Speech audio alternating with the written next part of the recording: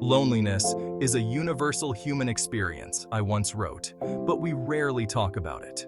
This silence, this pretending it doesn't exist, only makes the emptiness feel bigger. It's like standing in a room where your own voice echoes back, a constant reminder that no one else is there to listen. But here's the truth. You are not alone in feeling alone. Millions of people around the world are battling the same quiet ache, the same yearning for connection. And just knowing that, just acknowledging the shared experience, can be the first step toward letting the light back in.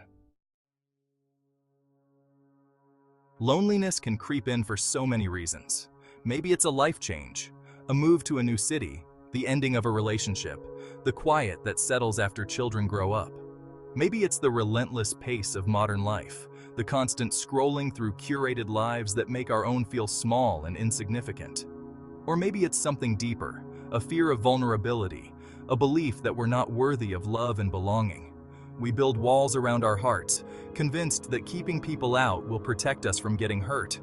But all it really does is trap us in a cage of our own making. Breaking free from loneliness starts with a single, courageous act. Choosing connection over isolation. It's about taking small steps, day by day, to let light into the lonely places. Start simple. Join a book club. Take a cooking class. Volunteer at a local shelter. These shared experiences, these moments of common ground, can be the seeds of something meaningful. And remember, connection doesn't have to be about big crowds or constant interaction. Sometimes, a single, genuine conversation can be enough to remind us that we are seen, that we matter.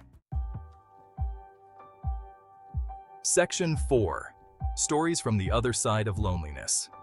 I've heard countless stories from people who have climbed out of the depths of loneliness. There's the woman who found solace in a community of knitters, the shy teenager who discovered his voice through online gaming, the grieving widower who found purpose in volunteering at a children's hospital.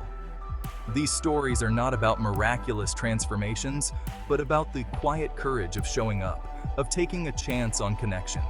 They remind us that even in the darkest of times, hope is never truly lost.